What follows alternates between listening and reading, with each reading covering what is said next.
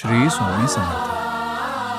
श्री गुरुचरित्र अमृतधारा अध्याय 28. मागील अध्यायातील श्री गुरूंनी बोलावलेल्या पतितानं श्री गुरूंना आपल्या पूर्वजन्मीचे वृत्त विचारले. त्यावर श्री गुरु म्हणाले की तू पूर्वजन्मात माता पिता गुरुनिंदा तसेच बरीच दुष्कृत्य केली, म्हणून तुला पतिताचा जन्म मिळाला. तू जर संगमावर 1 महिना स्नान केलेस तर तू पापमुक्त होशील.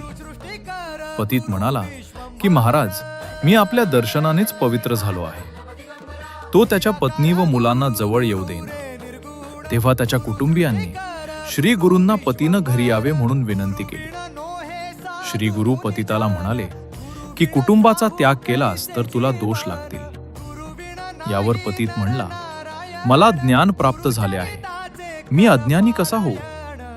श्री गुरूंनी यावर उपाय म्हणून गावातील एका लोभी व्यक्तीच्या हातून पतिताच्या अंगावर शिंपडलेली विभूती धुवून टाकली आणि पतित पुन्हा अज्ञानी झाला. त्याने पत्नी व मुलांना ओळखले व त्यांच्याबरोबर घरी गेला.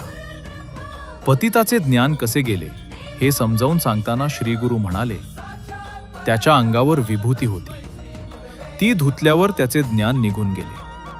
असा विभूतीचा म्हणजेच भस्माचा महिमा अपार आहे. श्री गुरुचरणार्पणमस्तु.